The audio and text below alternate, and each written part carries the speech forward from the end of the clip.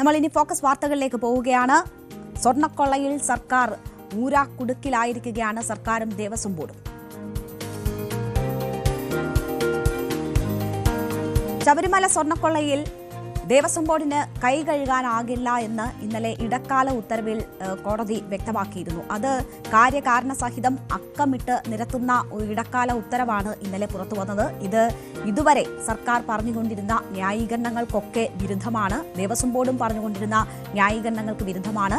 Devaswom board പ്രസിഡന്റിന് ഒക്കെ ഈ കാര്യങ്ങളിലുള്ള ഉത്തരവാദിത്തം എന്താണ് എന്നത് ചൂണ്ടിക്കാണിച്ചുകൊണ്ട് ഓരോ സാഹചര്യങ്ങളും ചൂണ്ടിക്കാണിച്ചുകൊണ്ടാണ് കോടതിയുടെ ആ വിമർശനം ആ ഇടക്കാല ഉത്തരവിൽ വരുന്നത്. അത് ഏതെങ്കിലും ഉദ്യോഗസ്ഥരിൽ മാത്രം ഒതുങ്ങുന്നതല്ല. ഇതൊക്കെ ശരിയായ വിധത്തിൽ നിർവഹിക്കാൻ ഉത്തരവാദിത്തപ്പെട്ട എല്ലാവർക്കും ഇതിൽ പങ്കുണ്ട് എന്ന കാര്യമാണ് കോടതി ചൂണ്ടിക്കാട്ടിയത്. ഇത് ദേവസ്വം ബോർഡിനെയും സർക്കാരിനെയും വലിയ രീതിയിൽ പ്രതിരോധത്തിലാക്കുന്നു. ഈ സാഹചര്യം പ്രതിപക്ഷ സംഘടനകൾ ഉപയോഗപ്പെടുത്തുന്നു. സർക്കാരിനെതിരെ അതിരൂക്ഷ വിമർശനവുമായി പ്രതിപക്ഷ നേതാവ് തന്നെ രംഗത്ത് വരുന്നത് നമ്മൾ കണ്ടു. ദേവസ്വം ബോർഡിനെ ചവിട്ടി പുറത്താക്കണം എന്നതാണ് പ്രതിപക്ഷ നേതാവ് പറഞ്ഞത്. അപ്പോൾ അത് വലിയ പ്രതിരോധത്തിൽ സർക്കാരിനെ ആക്കിയിരിക്കുകയാണ്. അതിനെതിരെ ഇപ്പോൾ ആ പരാമർശം നീക്കിക്കിട്ടാൻ ദേവസ്വം ബോർഡ് പ്രസിഡന്റ് നിയമ നടപടികൾ ആലോചിക്കുന്ന കാര്യം കൂടി പുറത്തു വരുന്നു. കോടതിയോട് അക്കാര്യം ആവശ്യപ്പെടാനുള്ള ഒരു നീക്കം അദ്ദേഹത്തിന്റെ ഭാഗത്തു നിന്നും ഉണ്ടാകുന്നു. എന്തായാലും ഇത് സർക്കാരിനെ പ്രതിരോധത്തിലാക്കുന്ന സാഹചര്യം എന്ന് വരുന്നത് ഇന്നലെ കോടതി ഇടക്കാല ഉത്തരവിൽ കൃത്യമായി അതിൽ എവിടെയൊക്കെ വീഴ്ചകൾ സംഭവിച്ചിട്ടുണ്ട്, ആർക്കൊക്കെ ഉത്തരവാദിത്തങ്ങളുണ്ട് എന്ന കാര്യം സൂചിപ്പിച്ചതോടുകൂടിയാണ്. 2024 ഒക്ടോബറിൽ 2 സെറ്റ് ദ്വാരപാലക ശില്പങ്ങൾ സ്ട്രോങ് റൂമിൽ ഉണ്ടെന്നും ഇത് കൈമാറണമെന്നും ഒരു ആവശ്യം ഉണ്ണികൃഷ്ണൻ പോറ്റിയുടെ ഭാഗത്തു നിന്നും ഉണ്ടാകുന്നു. പിന്നീട് ഇത് നടത്തിക്കൊടുക്കുന്നതിലേക്ക് കാര്യങ്ങൾ എത്തുന്നു. 2019 സ്വർണ്ണമോഷണം മറയ്ക്കാനുള്ള കരുതിക്കൂട്ടിയുള്ള നടപടിയായിട്ട് വേണം ഇത് കണക്കാക്കാൻ എന്നതാണ് കോടതിയുടെ പരാമർശം. ഈ പരാമർശം ഇപ്പോഴത്തെ ബോർഡിനെ പ്രതിസന്ധിയിലാക്കുന്നതാണ്. ശബരിമല സ്പെഷ്യൽ കമ്മീഷണറുടെ മുൻകൂർ അനുമതി വാങ്ങാത്തത് ഇത് ഈ രീതിയിൽ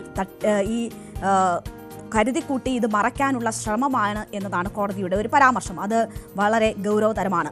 സ്മാർട്ട് ക്രിയേഷൻസിന് സ്വർണം പൂശാനുള്ള സാങ്കേതികമായിട്ടുള്ള അറിവില്ല എന്നും പരമ്പരാഗത രീതിയിലായിരിക്കണം ഈ സ്വർണം പൂശലെന്നും ജൂലൈ 10 അഭിപ്രായപ്പെട്ട ദേവസ്വം കമ്മീഷണർ പിന്നീട് ഓഗസ്റ്റിൽ ആ നിലപാട് മാറ്റുകയാണ്. ദേവസ്വം ബോർഡ് പ്രസിഡന്റ് പറഞ്ഞത് പ്രകാരം സ്വർണം പൂശുന്ന പ്രവൃത്തി വേഗത്തിലാക്കണം എന്നതാണ് പിന്നീട് ഓഗസ്റ്റ് 21 ഈ ദേവസ്വം കമ്മീഷണർ പറഞ്ഞത്. സെപ്റ്റംബർ 3 ദ്വാരപാലക ശില്പങ്ങളും താങ്ങുപീഠങ്ങളും ഉണ്ണികൃഷ്ണൻ പോറ്റിക്ക് കൈമാറാനുള്ള ബോർഡ് തീരുമാനവും വരുന്നു. ഇതിലും തിരിമറി അല്ലെങ്കിൽ ഇടപെടൽ സംശയിക്കുന്നു കോടതി. 2024 തന്നെ ദ്വാരപാലക ശില്പങ്ങളുടെ സ്വർണ്ണപ്പാളികൾ മങ്ങിയത് ദേവസ്വം കമ്മീഷണറുടെയും ദേവസ്വം സ്മിത്തിന്റെയും ശ്രദ്ധയിൽപ്പെട്ടിരുന്നു. ഇതിന് പിന്നാലെ അറ്റകുറ്റപ്പണി ഉണ്ണികൃഷ്ണൻ പോറ്റിയെ ഏൽപ്പിക്കാൻ തീരുമാനിച്ചത് 2019 തട്ടിപ്പ് മറയ്ക്കാനാണെന്ന സംശയമാണ് ബലപ്പെടുന്നത് എന്നത് കോടതി ചൂണ്ടിക്കാട്ടുന്നു. ശ്രീകോവിലിന്റെ മേൽക്കൂരയും ദ്വാരപാലക ശില്പങ്ങളും വാതിലുകളും ഒക്കെ 1999 കാലയളവിൽ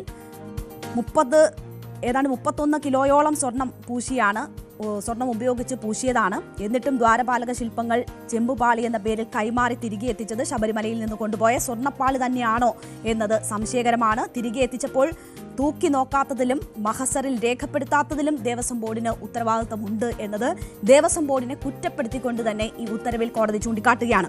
അറ്റകുറ്റപ്പണി സന്നിധാനത്ത് തന്നെ നടത്തണമെന്ന് ദേവസ്വം മാനുവലിൽ പറയുന്നത് മറികടന്നാണ് ഉണ്ണികൃഷ്ണൻ പോറ്റി അറ്റകുറ്റപ്പണി നടത്താൻ ഏൽപ്പിച്ചത്. ഇത് കണ്ടില്ലെന്ന് നടിക്കാനാകില്ല എന്ന് കോടതി പറയുന്നു.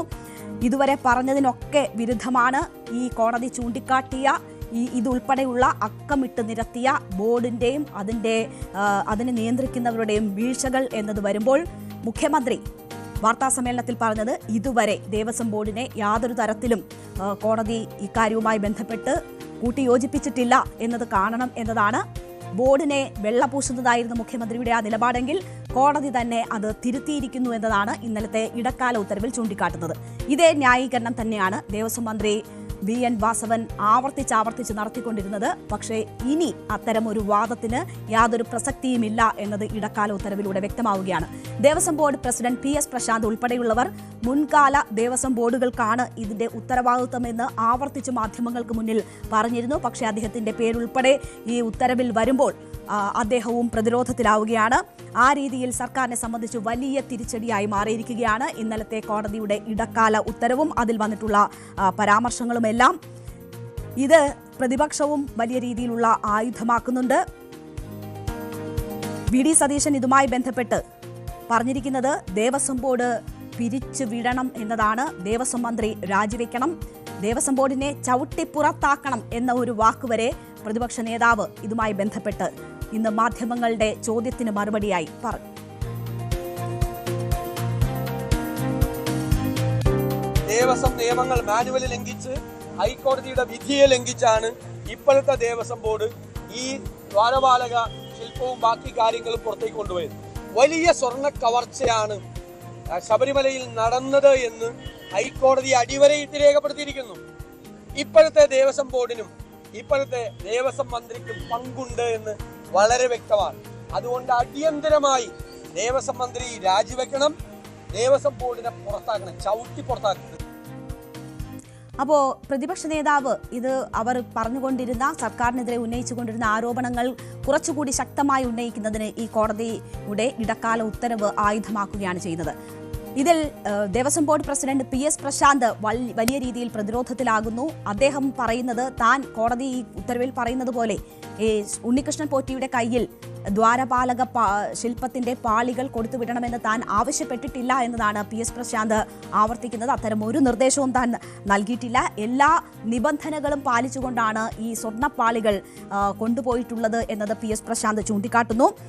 കമ്മീഷണർക്ക് ആശയക്കുഴപ്പം ഉണ്ടായിരുന്നു ഇതുമായി ബന്ധപ്പെട്ട്. സ്പോൺസറുമായി സംസാരിച്ച ശേഷം അത് പിന്നീട് അദ്ദേഹം തന്നെ തിരുത്തുകയായിരുന്നു എന്നതാണ് PS പ്രശാന്ത് പറയുന്നത്. എന്തായാലും കോടതിയുടെ ഭാഗത്തു നിന്നും ഉണ്ടായിട്ടുള്ള ഈ ഒരു പരാമർശം എന്നത് ദൗർഭാഗ്യകരമാണ്. അത് നീക്കണം എന്ന കാര്യം കോടതിയോട് ആവശ്യപ്പെടും എന്നതാണ് PS പ്രശാന്ത് ഇക്കാര്യത്തിൽ പ്രതികരിച്ചത്.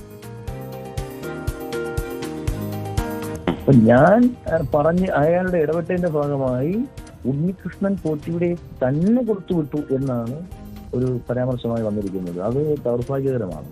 അത് ഈ കോടതി അതിലൊരു ചെറിയ തെറ്റുണ്ട് എന്ന് ചൂണ്ടിക്കാണിക്കാൻ വേണ്ടി ഞങ്ങൾ സ്റ്റാൻഡിംഗ് കൗൺസിൽ നിന്ന് കോടതിയെ സമീപിക്കും. അതായത് കൊടുത്തുവിട്ടു അദ്ദേഹത്തിന്റെ അല്ല കൊടുത്തുവിട്ടത്, കൃത്യമായ പ്രൊസീജിയർ പാലിച്ചല്ലേ കൊടുത്തുവിട്ടിരിക്കുന്നത്. പിന്നെ അയാൾക്കുണ്ടായ ഒരു ആ തിരുവാഭരണ കമ്മീഷണർക്ക് ഉണ്ടായ ഒരു ആ സ്ഥാപനവുമായി, അത് ഉണ്ണികൃഷ്ണൻ പോറ്റിയുടെ കാര്യമൊന്നും അവർ പറഞ്ഞിട്ടില്ല, ആ സ്ഥാപനവുമായി ബന്ധപ്പെട്ട എന്തോ ഒരു ധാരണ ഉണ്ടായി.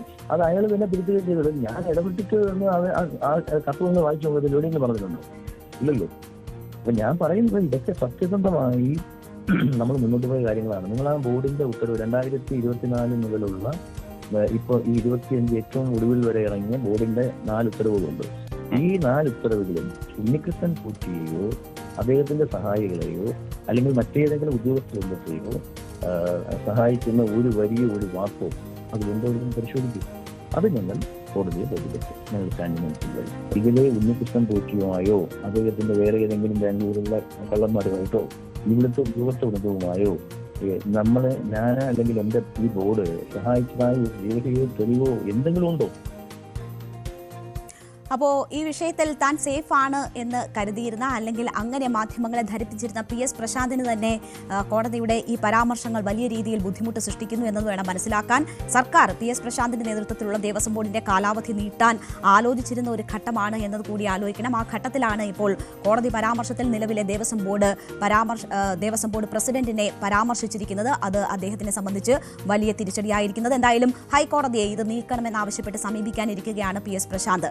ഈ വിഷയത്തിൽ ഈ SITയുടെ അന്വേഷണം പുരോഗമിച്ചുകൊണ്ടിരിക്കുകയാണ്. ദേവസ്വം ബോർഡിന്റെ രേഖകൾ ഇതുമായി ബന്ധപ്പെട്ട് ഈ SIT ശേഖരിച്ചിരിക്കുന്നു എന്നതാണ് മനസ്സിലാക്കുന്നത്. അവർ ഈ അന്വേഷണം വളരെ ഊർജിതമായി മുന്നോട്ട് കൊണ്ടുപോകുന്ന ഒരു സാഹചര്യമുണ്ട്. ഈ ഉണ്ണികൃഷ്ണൻ പോറ്റിയുടെ സുഹൃത്ത് കഴിഞ്ഞ ദിവസം മൊഴി നൽകിയിരുന്നു. ഇയാൾ ഉണ്ണികൃഷ്ണൻ പോറ്റിയുടെ സാമ്പത്തിക ഇടപാടുകളുമായി ബന്ധപ്പെട്ട് നിർണായകമായിട്ടുള്ള മൊഴി നൽകിയിട്ടുണ്ട് എന്നതാണ് മനസ്സിലാകുന്നത്. ഇയാളെ ഒരുപക്ഷെ സാക്ഷിയാക്കി മാറ്റാനുള്ള സാധ്യതയും ഉണ്ട് എന്ന് പറയപ്പെടുന്നു.